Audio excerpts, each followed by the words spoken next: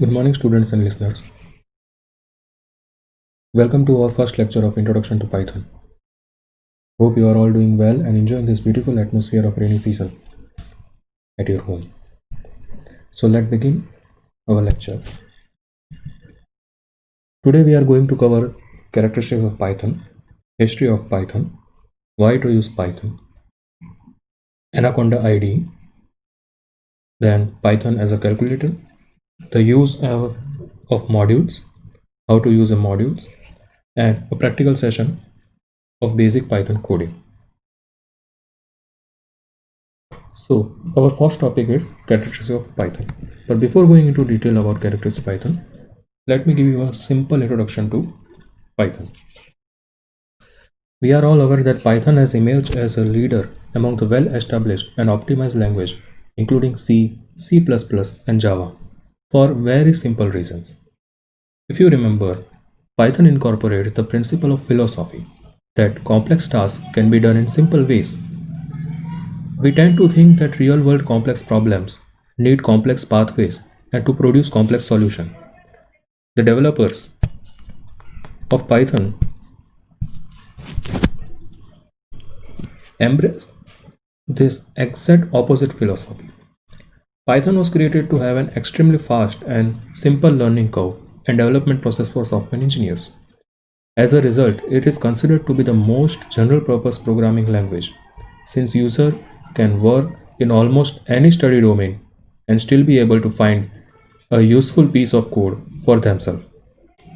Python harnessed the power of open source movement which helped it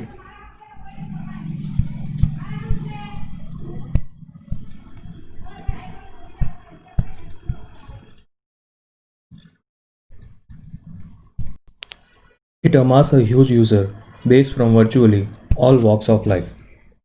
Being open source is nature. Python allowed people to make small programs and share them with each other with ease. If you are not aware, I would like to make it a note here that there are around 2 lakh modules that has been submitted by a group of developers around the world for performing various tasks of Python. So a module is a group of program to perform various tasks. You can also say it is a package, a group of functions also. The large number of modules and developer has allowed Python used to jump rapidly within the computer science community and finally grab one topmost position as the programming language. So in single sentence line, I can say the philosophy of Python can be defined in as Python is a multi-purpose, portable, object-oriented, high-level programming language that enables an interactive environment to code in a minimalistic way. So let's look to each individual characteristic of Python.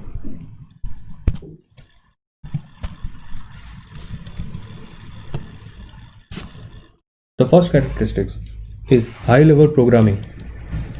A high-level programming environment or language is a language that is separated from the details of a particular computer. There is also low-level language programming is one where user directly feed the machine code to a processor for obtaining the result.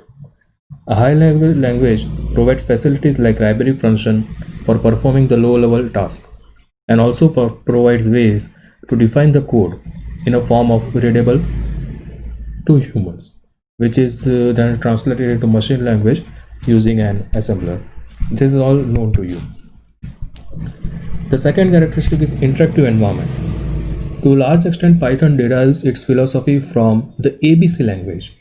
If you are not aware, it is largely related to C and Unix shell environment. They served an inspiration for the interpretative nature of working environment. The interpretative nature means that Python represents REPL based interactive environment to a developer. REPL stands for read, evaluate, print, and loops. This interactive style of Python programming language is called REPL because it allows user to read whatever user types, it allows user to evaluate what it reads, it print out the written value after evaluation, and loop backs and does it all over again. This kind of interactive working environment provides especially a useful form of debugging. It also helps in prototyping a problem when each step can be visualized for its output in a live fashion. Users can check the result of a particular code as soon as they finish writing it. The way to work with Python's REPL is to write the code, analyze the result, and continue this process until the final result is computed. In addition to allowing quick and easy evaluation of Python statements, the language also showcases the following. Python environment IDE allow you to have a searchable history. So user can press up and down keys in the keyboard and browse through the pass command instead of writing them again. It also gives you a tab completion process. You can simply click the tab key after writing a few letters and it will auto-complete it. Consecutively, it can also be eliminate syntax errors. And if more than one options are available, you can you can click the tab key number of times as many options are available to choose a selected option. Many helpful key bindings are available in Python. So key binding depends on operating system rather than the IDE. For example, Linux has different key binding compared to Windows environment, which has different key binding compared to Mac environment. The key binding help in quick operations where key combinations are equivalent to a particular operation. And the last is help and documentation. Getting help on topic and locating the documentation is quite easy of Python. You can usually find argument as a string using the command inbuilt function of help, which we will see further in our practical session. In addition to being interactive, Python is also an interpreted language, whereas other language required source codes to be converted into an executable and then run on the machine, which is also known as ahead of time compilation. Python runs the program directly from source code. Python converts the source code into an intermediate form called bytecodes and then translates the bytecode into a native language of computer and runs it. This type of on-the-fly compilation enabling portability and make it easy for developer to write and check the program in an interactive manner. The third characteristic of Python is object-oriented. Orientation. So most primitive programming languages are procedural in nature. It required a set of procedure to define to compute a problem, and flow of information was controlled within these procedures in order to obtain a desired output.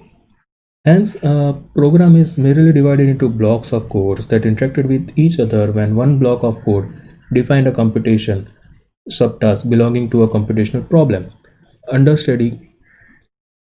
Conversely, an OOP, that is an object-oriented programming language, deals with data as an object on which different methods act to produce a desired result.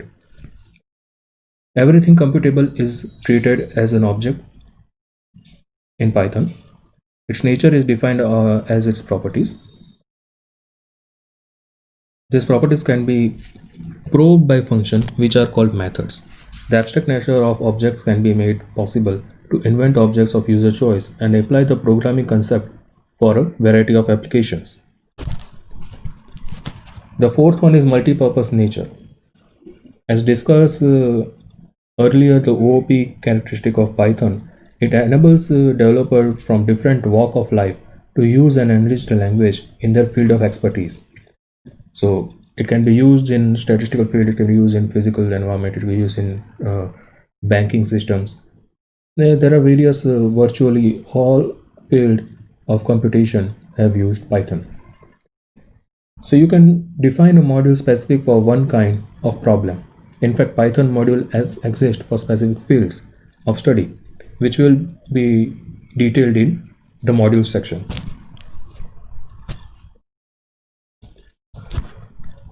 The next characteristic is minimalistic design. The minimalistic design philosophy of Python means that it emphasizes code readability. It also provides a syntax structure that allows programmers to express concepts in fewer lines of code in languages such as C++ and Java. Moreover, Python provides the means to write programs that can be scaled up easily. Python features a dynamic type system where a Python interpreter guesses the type of object by its definition, which avoids the user need to define the same. The core philosophy of language is summarized by Tim Press in his document The Zen of Python. If you can find it, or you can find it over internet too, you can go through this book. One of the main important another feature of Python is portability. Since Python belongs to open source community, it has been ported, that is, it has been adopted over many platforms so that Python code written on one platform can run without modification on other platform, except some system dependent features which are required. Python has been posted for popular operating system including Linux, Windows, Macintosh, Solaris, and even in PlayStations. The next feature is extensibility. Rather than providing all functionalities in its core program, Python's creator designed it to be highly extensible. Users can thus choose to have functionality as per their requirement. For example, if a user needs to work on differential equation, then you can use the module for differential equation rather than you have to create a functionality since never used it. You can also embed Python in existing application that needs a programmable interface. Python programs can be embedded into other programs written in programming languages such as Julia, C, C++, and so on. Furthermore, other programming language code can also be embedded into Python. These features has enabled the use of a lot of legacy code written in other languages and already optimized for speed and stability, thus avoiding the replication of efforts and hereby tremendously increasing the productivity of an organization. Hence, Python has been embraced with open arms by industries and academia alike, anyone in research field. So let's discuss about the history of Python, how Python has been developed and created. The development of Python programming language dates back to the year 1980s. Jude van Rossum at CWN Netherlands been implementing it in December 1989. This was an era when computer devices were becoming increasingly powerful and reliable with every advancing day. Van named the language after the BBC TV show Monty Python's Flying Circus. Python 1 has been released to public in 1994, Python 2 in 2000, and Python 3 in 2008. We are currently using the version of Python 3.8 or 9. However, Python 3 is not created to be backward compatible with Python 2, which made it less practical for users who were already developing with Python 2. As a result, a lot of developers have continued using Python 2 even now. Nonetheless, the future belongs to Python 3, and we will be developing it in more efficient manner. Hence, most of the code which will be discussed during our sessions will be on Python 3 platform.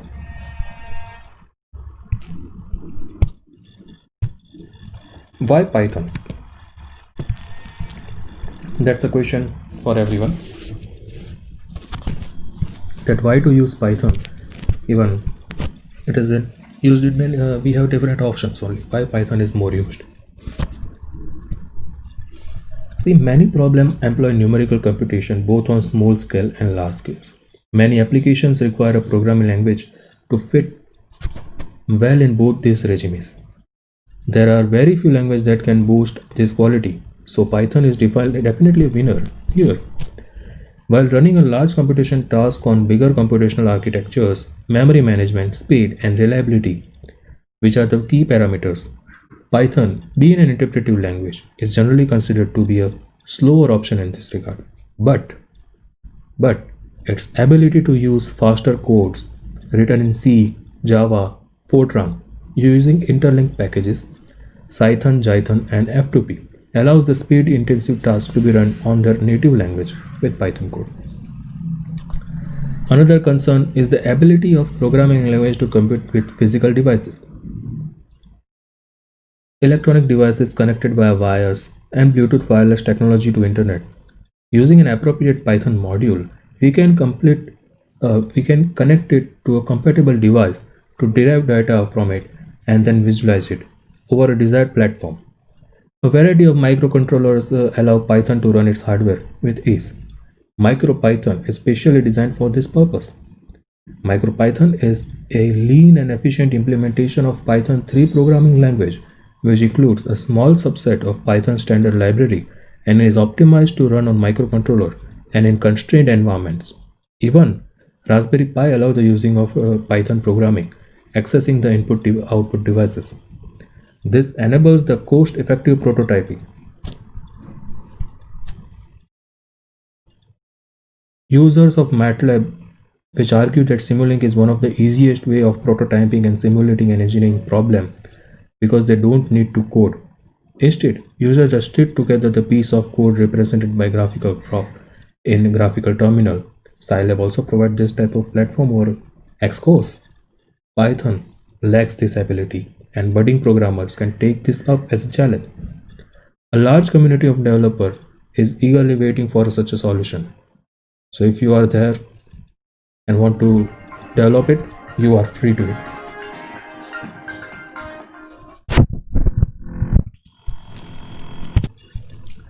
Modular programming.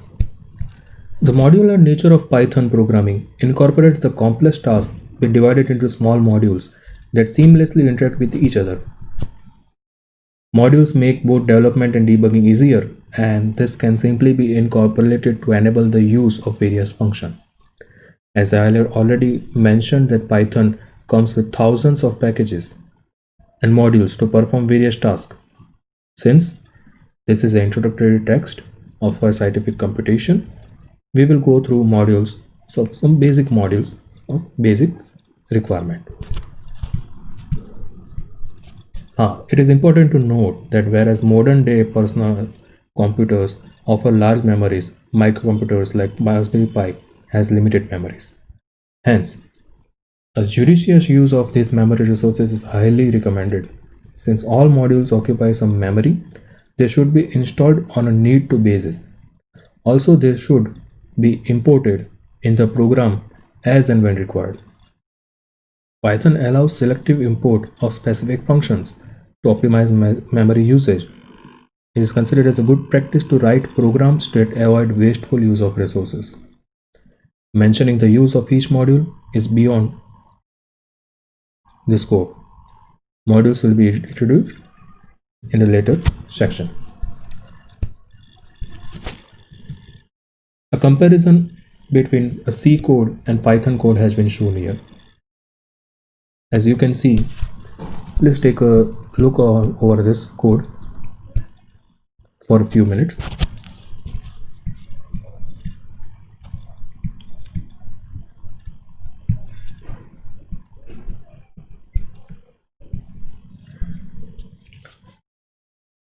In the case of compiled languages, a compiler translates the human-readable code into machine-readable code assembly language.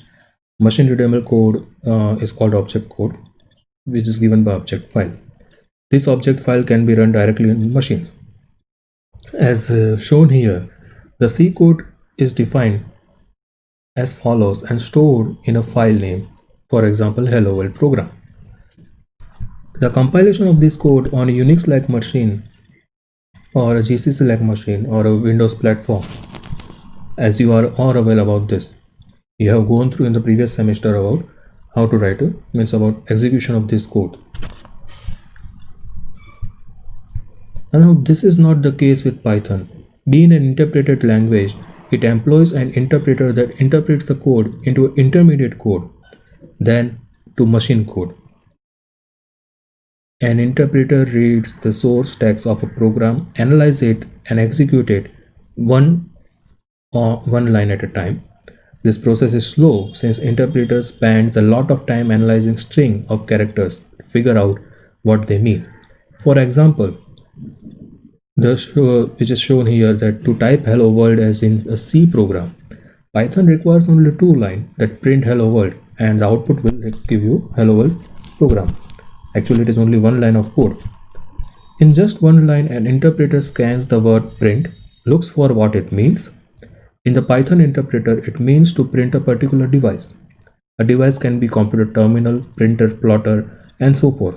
By default, it computes terminal. The printer command also demands arguments that are scanned in the second step, such as string, hello world.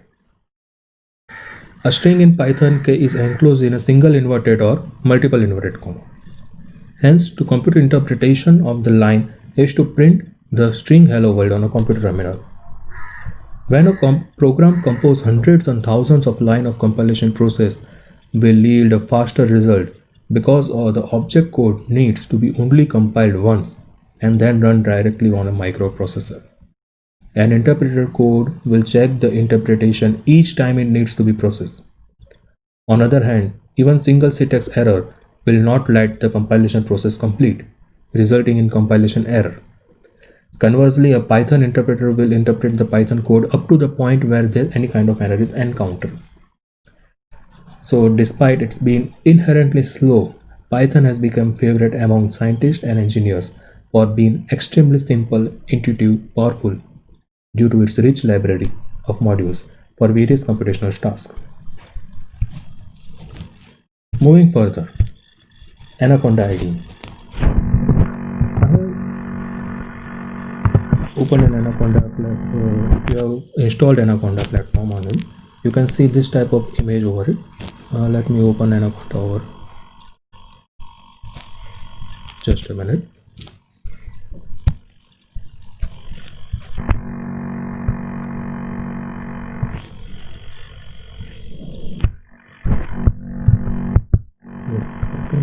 Anaconda IDE.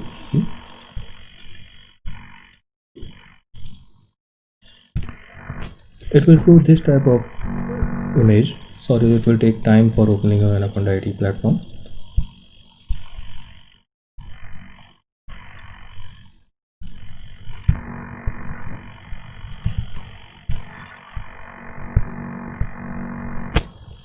Once you open Anaconda Navigator, you can go through different Python features. For example, you can select spider platform as shown here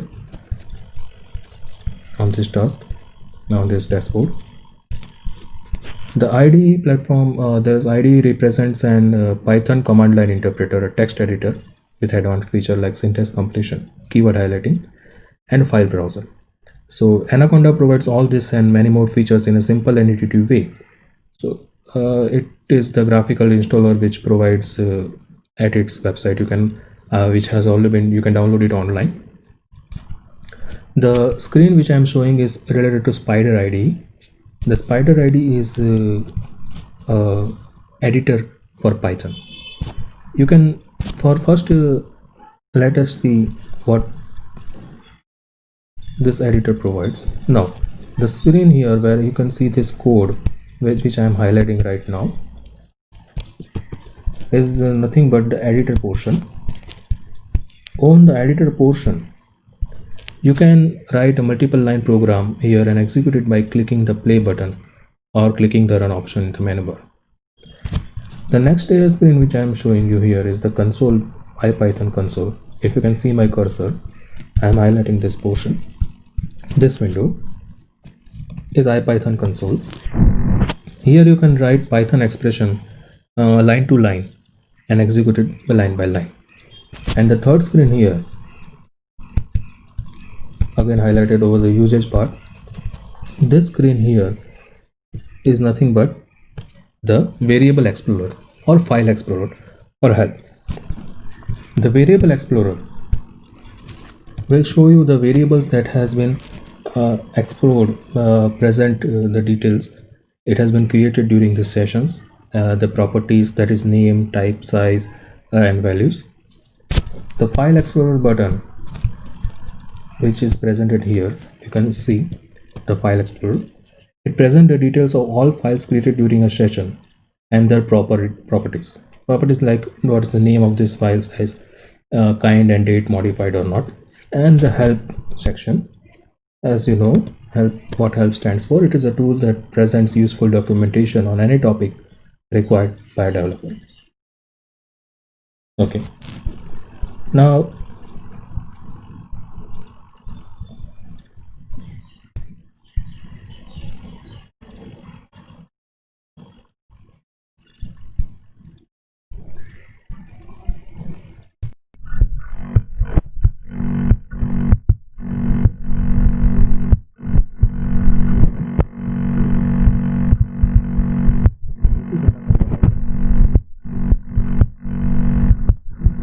different console shortcut, different type of applications that is available.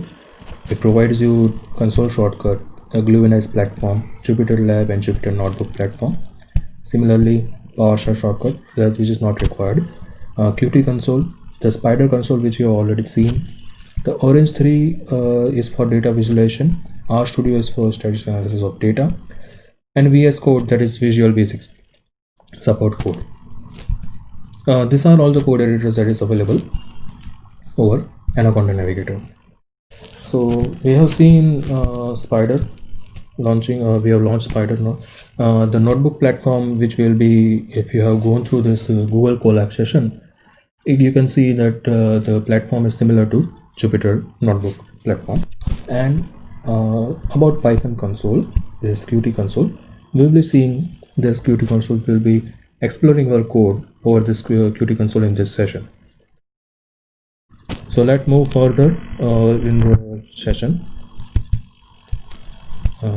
Let's move again to this PowerPoint slideshow. Okay. So Python as a calculator. Let me show you some code on our Qt console for Python, and we can go through the details later on. So how this work actually. Okay, this is the Jupyter console, means IPython console, which I have opened it. Now let's code it here over this platform. For example, our first line here in this, as I have seen, if you know what is calculator means, test 2 plus 4, it will give you an answer of 6. Just then 2 dot plus 4 will give you an answer in floating digit. Similarly, 2.0 plus 4 point will also give you an answer of 6. See, the Python enhances. Well, the way I am showing you, why I am showing you this various type of code is to show that Python takes it inbuilt. Means even if it is you have not written 0, Python by default take as a decimal point and show you answer in interpreted form, in its original form. Secondly, let's move to the data type. If you write int2, it will just show you this. If you are on the screen int2, and then it will give you an output. Similarly, integer of 2.0, which is a floating digit number, it will give an output. If you write float and 2, the output will be in a float form. This is nothing but data type conversion. Similarly, if I go for float 2.0, and it will give me a float output. That's the output. So this is just a simple calculator, how we can use Python as calculator. Nothing much more in this.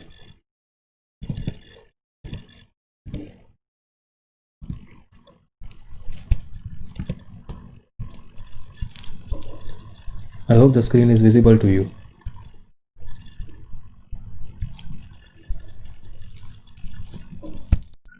I have zoomed the screen. You can, if not, just let me know in this comment section so I can make the changes in this code, in this video actually. Hope it is visible to you. So let's move further to our next topic. Modules. I've already given you a short description about modules, what modules do and what is the why it is required. Let me repeat again what does this module is required in this session. As you can see, in this slide, I have given you how to use module and how to install a module. But before that, let us just check what is module again, if you have forgotten it. So from where I can begin is okay. Python Multiverse has expanded with thousands of modules and being open source. Most of them are readily available. You can just search online and you can get your required module package for your application.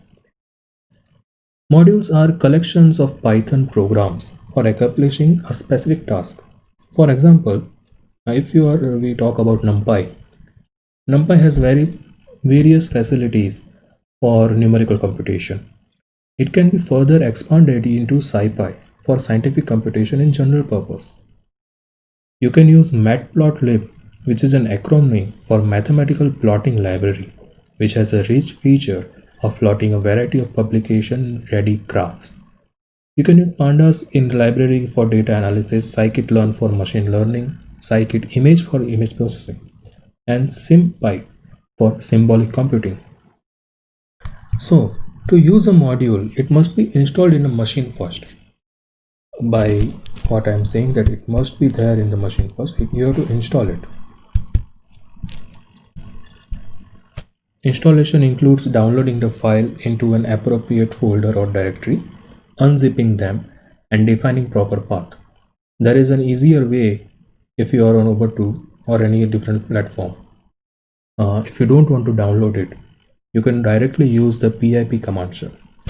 As I have shown here, the pip command for Python 3 package name or pip install package name.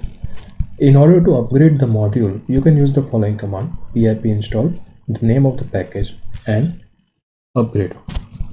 For Linux version or Ubuntu version, you can use sudo pip3 install package name. In similar way, sudo means you have to just add the word sudo before pip.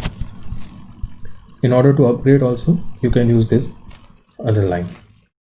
If in your installation of Python if pip is not available, then you can use the command sudo apt-get install python 3-pip. Anaconda IDE comes with pre-installed with all these modules, so you don't require this to install a specific modules.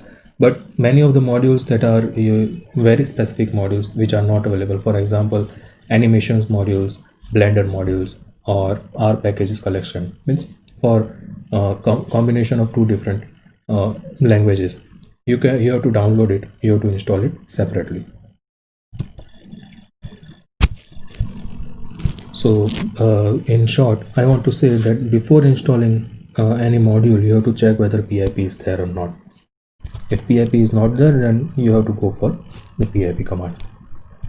So let's check which are the basic Python module that is required for us in this subject. NumPy is available, SciPy is important for us, symbolic Python is also important, and Matplotlib is also important. These four modules are basic requirement in our subject. Beside this, there are other modules also as per the field of studies. For example, if you want a scientific computation, as I have already informed you, SciPy, NumPy, and symbolic Python packages are required. For statistical analysis, Pandas is required. If you want to go for networking, NetworkX module is available. Cryptography require PyOpenSSL. For game development, Pygame. For graphic user interface, you can select PyQt. For machine learning process, scikit-learn and TensorFlow are very much required. You can also select PyTorch. For image processing, scikit-image is also important. You can also go for scikit-image. Plotting requires Matplotlib module, which is mathematical plotting library. Database means for database applications, SQL Alchemy is required. For HTML and XML parsing, Beautiful Soup is required. It is for website development. For natural language processing, NLTK module is required. And for testing, nose module is required. These are just the modules, Python modules, which are required as per the field of study. We are not going to use all these modules, but we will be using scientific computation module, graphical, this image processing, plotting, and database development module in our subject. Mainly, we will be using scientific computation because most of this processes has been, most of this code are compatible with these modules, and plotting module, that is matplotlib. Once again, I would like to inform you that all these modules has been available with Python Anaconda IDE. If not available, you can download it easily from via internet using the pip command. So moving further, how to use a module? Okay, to use a particular module and its functionality, first you have to import it inside the workspace using the command prompt. For example, import math. We will see most of this in our session when we start programming in detail. For example,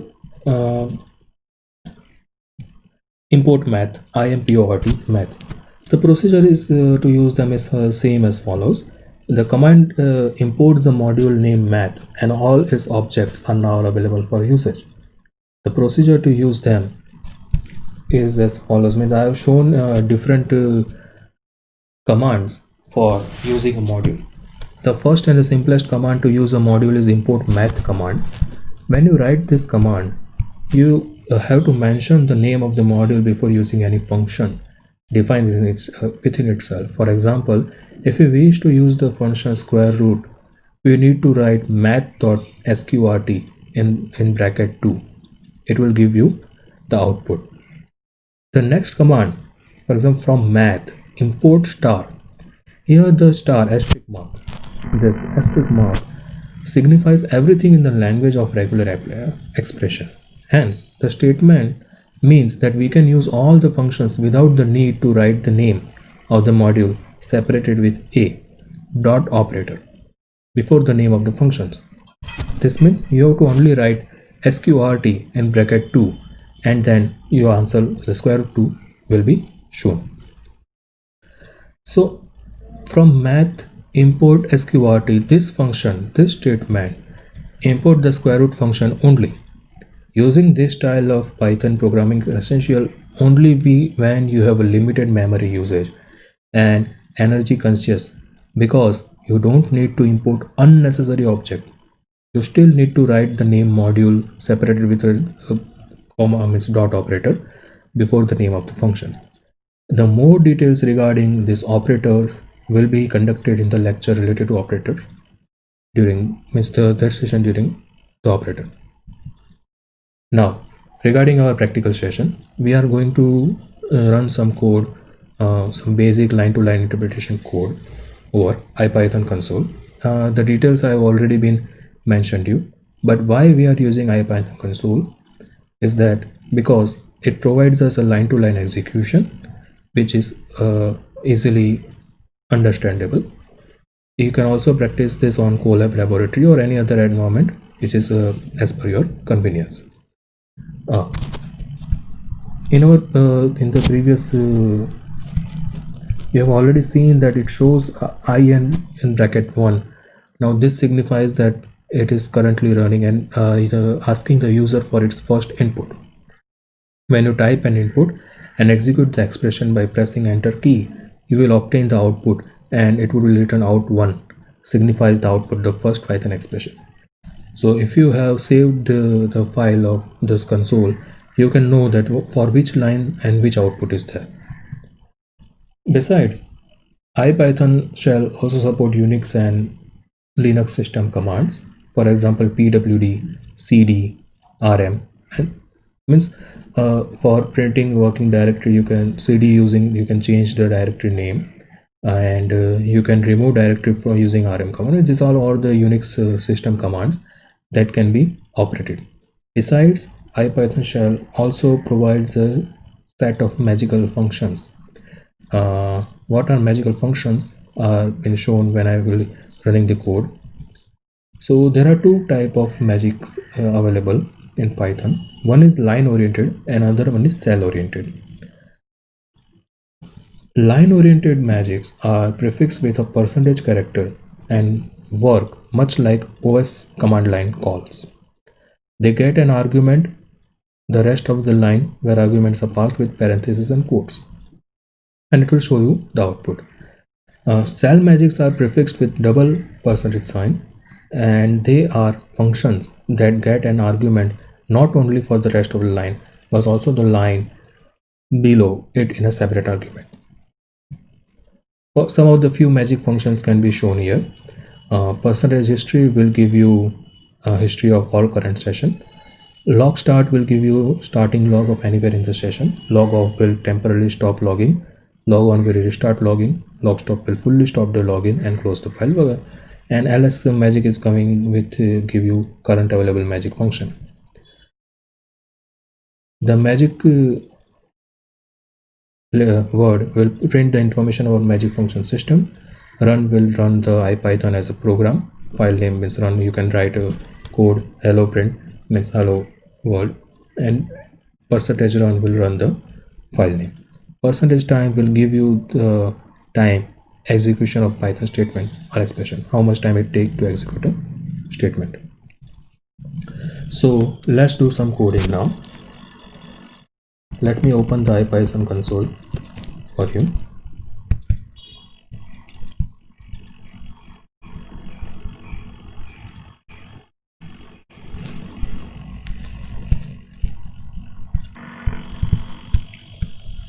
So let me first clear the log here. As you can see that using clear command, you can clear the editor. So now let's start our coding of basic commands. First of all, I have shown you how to use Python as a calculator. Now you can add two integer number. The output will be an integer. Similarly, you can add a floating point number with an integer and the output will be an floating point number. Now, in order to show, I've run these two commands in order to show you how to use the history command, the magic function, history magic function. I will just write percentage history, and on entering, I will get the list of command which I have run before this on concluding in this session. Once you close this console and reopen it, you can't get any history command. Okay, now let's see the ls magic function, percentage ls magic function, and it will give you a list of magic functions available. These are the available line magic functions and these are the available cell magic function. Auto magic is on, percentage prefix is not needed for line magic. So again, like without any percentage prefix, let me write history. Let's say it is working. So since the auto magic is on, you can manually by default it is on, you can make it off. The cell magic function is there. Now let's see the time function, percentage time. So which function? For example, I will write time, and let me see how much time it will take to print hello function, hello world, and here say let me add some exclamation mark, and now let's just see how much time it is going to take to execute this print statement. Take 0 nanosecond time. It doesn't give you a CPU time, but in most of the case it will also give you CPU time. Let's now check history again.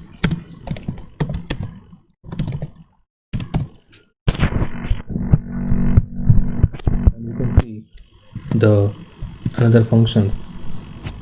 Oh, sorry. There is I have added space in between this. See, one more thing I have forgotten to mention it, that Python is a case sensitive language. So be aware that a simple mistake of comma or space will give an error. So it also gives me time, I'll sprint, and then this, then this, then this. So it has noted that Windows OS version of Python interpret does not list CPU time. Okay, this is Windows 1. If you are working on Linux console, you can see CPU time when percentage time has been represented. Some of the code output will be shown later in the next session. So guys, let's complete let's wind up our session here. In the next lecture, that is lecture 2 of Introduction to Python, we will work on data types. I will share this video notes related to this video as early as possible by today, and you can practice the code as per your convenience. Okay, thank you, take care, and have a happy learning time. Till then, bye.